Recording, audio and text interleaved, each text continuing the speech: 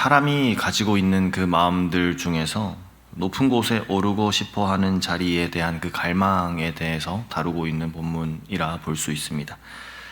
더 인정을 받고 싶죠. 더 높아지고 싶고 또 더 통제하고 싶은 그 마음을 가지고 그 자리에 오르는 그 삶을 동경하며 살아가는 그 삶이 그 마음의 끝이 어디로 향하게 되는지를 보여주는 그러한 본문이다, 이렇게 우리가 바라볼 수 있습니다.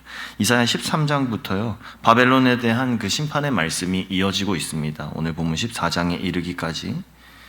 바벨론이라고 하면은 당시에 가장 강력한 나라였습니다. 아주 제국이었습니다. 그런데 그 제국의 왕을 향해서 오늘 선지자 이사야는 한편의 노래를 부르는데 그 노래의 내용이 조롱 담긴 그러한 노래였던 거죠. 그 노래의 내용 가운데 우리는 더 발견할 수 있습니다. 인간의 교만이 어떠한 모습으로 이렇게 표출될 수 있는지, 또 그 교만한 마음에 가장 순수한 그 형태가 어떤 모습으로 나타나게 되는지를 오늘 이사야 선지자의 이 글 속에서, 이 노래 속에서 발견하게 되는 것입니다. 그러면서 동시에 우리의 마음을 한번 살펴보게 되는 것이죠. 사람이라면 누구나 가지고 있는 그러한 마음들, 혹여나 우리 마음 가운데 있지는 않은지, 오늘 여전히 내 마음 속에서 큰 힘을 얻어 그렇게 흥왕하고 있는 그런 마음은 아닌지 경계하면서 한번 살펴보는 것입니다. 동시에 15장에 가서는요, 그 심판을 선포하는 그 선지자 자신이 또한 눈물을 흘립니다. 심판이 선포됩니다. 그리고 오늘은 동시에 그 심판과 함께 눈물이 같은 본문 안에 나란히 놓여 있는 것이죠. 오늘 새벽에 우리는 이 두 가지를 함께 살펴봅니다. 가장 높아지려고 했던 그 마음이 어디까지 떨어지는지, 또 심판 앞에서도 눈물 흘리시는 하나님의 마음이시구나, 그 마음이 어떤 것인지를 우리 마음 가운데 또한 품는 그러한 시간이 될 수 있기를 소망하는 것입니다. 바벨론 왕을 향한 그 이사야 선지자의 조롱의 노래 그 한가운데에서 이사야는 그 바벨론 왕이 가지고 있는 그 마음, 속마음에 대해서 이렇게 폭로하면서 본문을 시작합니다.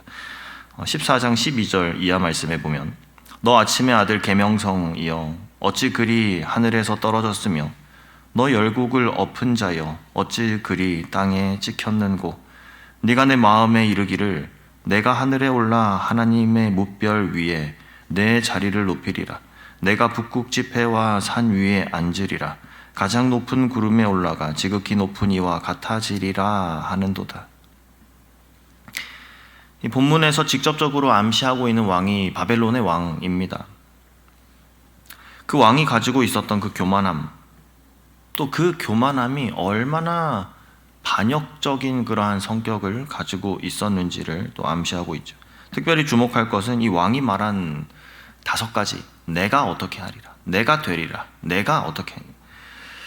그 13절부터 생략된 부분을 다시 우리가 복원을 해서 같이 한번 다시 읽어보면요, 내가 하늘에 올라서 또 내가 내 자리를 높이리라, 내가 앉으리라, 내가 오르리라, 내가 지극히 높은 자와 같아지리라. 이 장면을 보시면서 성경 첫 부분에 있는 어떤 장면이 기억나지는 않으십니까? 에덴에서 뱀이 하와에게 속삭인 말과 정확히 같은 구조로 그렇게 이야기하고 있죠. 내가 되리라. 뱀이 말하지 않았습니까? 너희가 하나님과 같이 되리라. 이것이 교만함의 그 마음에 있는 본질인 것입니다. 창조주의 자리에 스스로 서려는 그 마음, 그것에서부터 기인하는 것이죠.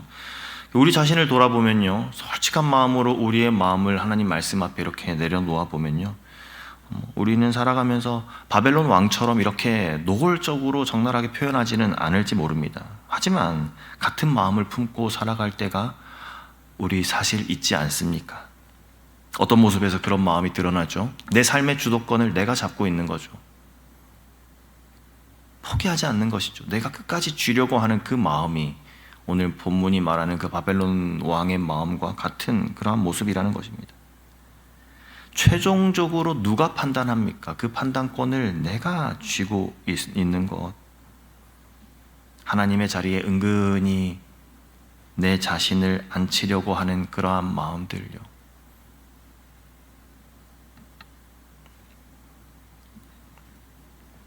이 바벨론 왕의 마음에서 이른 이 내가, 이 5가지의 내가에 이어서 본문은 단 한 문장으로 응답하는 것이죠. 15절 말씀에 그러나 이제 네가 수올 곧 구덩이 맨 밑에 떨어짐을 당하리로다. 어떻게 되었습니까? 하늘에 오르겠다던 그 왕 땅 아래 구덩이 맨 밑으로 떨어진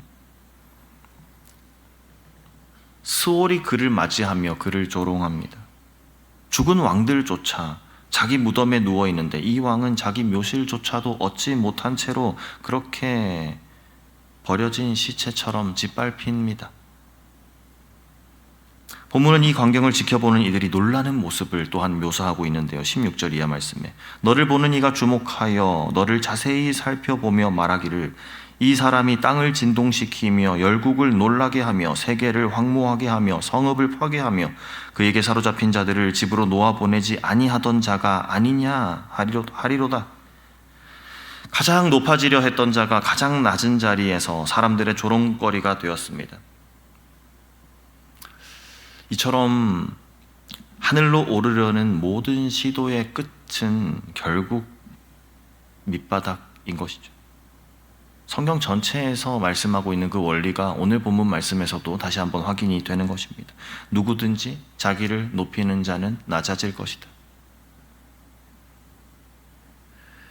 우리는 이 장면을 묵상하는 가운데 신약 성경에 있는 또 한 가지 본문과 우리가 마주하게 되는데요. 바울 사도는 빌립보서 2장에서 그리스도에 대해 이렇게 말했습니다. 2장 6절 말씀 이하에 그는 근본 하나님의 본체시나 하나님과 동등됨을 취할 것으로 여기지 아니하시고 오히려 자기를 비워 종의 형체를 가지사 사람들과 같이 되셨고 사람의 모양으로 나타나사 자기를 낮추시고 죽기까지 복종하셨으니 곧 십자가에 죽으심이라. 바벨론 왕이 말했던 내가 지극히 높은 자와 같이 되리라 라는 이 말과 또 그리스도께서 하나님과 동등됨을 취할 것으로 여기지 아니하시고 이 두 모습은 정확하게 반대되는 문장입니다. 교만한 왕은 원래 자기가 가지지 못한 그 자리를 빼앗으려고 그 자리에 오르려고 했고 그리스도께서는 원래 가지신 자리를 스스로 내려놓으셨죠. 교만한 왕은 어땠습니까? 오르려 하다가 결국에는 떨어졌지만 그리스도께서는 스스로 내려가셨기에 하나님께서는 그리스도를 지극히 높이셨습니다. 바벨론의 왕의 그 길, 그리고 그리스도의 길, 이 같은 방향으로 나아간 길의 두 끝이 아니라 아예 시작부터 처음부터 달랐던 두 가지 길이었다는 것이죠. 하나는 스올에서 끝났습니다. 다른 한 길은 만유보다 뛰어난 이름을 얻게 되셨습니다. 오늘 우리는 우리가 서 있는 길을 한번 살펴보아야 합니다. 우리는 어느 길 위에 서 있습니까? 이 새벽 우리에게 물어보면서 내 삶에서 혹시 우리 스스로 내가 오르려고 하는 그러한 자리가 있지는 않는가? 우리가 향하는 그 길은 과연 그리스도의 제자가 되는 그 길이 맞습니까? 하나님의 도제가 되어서 그리스도를 닮아가는 삶, 그리스도를 배우는 삶, 하나님의 마음을 품는 그 삶의 그 길로 우리는 나아가고 있습니까? 바라고 나오기는 겸손한 마음으로 그리스도께서 가신 그 길 위에서 그 걸어가신 한 걸음 한 걸음을 순종하는 마음으로 따르는 그러한 우리 모두가 되기를 소망합니다. 바벨론의 이 몰락 소식에 이어서 본문은 또한 블레셋을 향하여 뜻밖의 경고를 던집니다. 14장 29절 말씀에 블레셋 온 땅이여 너를 치던 막대기가 부러졌다고 기뻐하지 말라. 뱀의 뿌리에서는 독사가 나겠고 그 열매는 날아다니는 불뱀이 되리라. 원수의 막대기가 부러졌습니다. 그 모습을 보면서 함부로 기뻐하지 말라라는 경고를 우리에게 주고 있는 것입니다. 겉으로 보이는 몰락 뒤에 더 무서운 것이 준비되어 있을 수 있다라는 것을 우리에게 경고하는 것이죠.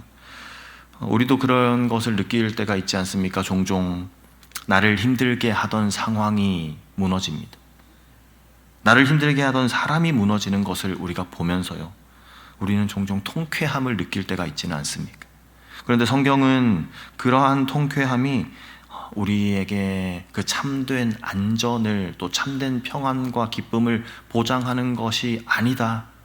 우리의 그 기쁨과 우리의 통쾌함의 근거를 그 원수의 무너짐에서 찾으면 안 된다라고 오늘 우리에게 경고하고 있는 것입니다. 그렇다면 참된 안전은요, 참된 평안과 기쁨은 어디에 있습니까? 32절 말씀에 그 나라 사신들에게 어떻게 대답하겠느냐? 여호와께서 시온을 세우셨으니 그의 백성의 공고한 자들이 그 안에서 피난할 것이라 할 것이리라. 바벨론 왕은 스스로 자기를 높이려 했습니다. 그런데 그와 반대로 시온은 어떤 곳입니까? 하나님께서, 여호와께서 친히 세우신 곳입니다. 스스로 높아지려 하고 스스로를 높인 장소가 아니라, 바벨론과 같은 그러한 곳이 아니라 시온은 여호와께서 친히 세우신 곳, 여호와께서 높이신 곳이라는 것이죠. 무슨 말씀입니까? 오늘 우리의 안전은 우리가 쌓아 올린 그 어떤 것에 있는 것이 아니다. 하나님께서 세우신 그 터 위에 있다라는 것, 이것을 우리가 믿습니다. 그리고 결국 그 터는 예수 그리스도 이심을 우리가 믿음으로 고백하는 것이죠.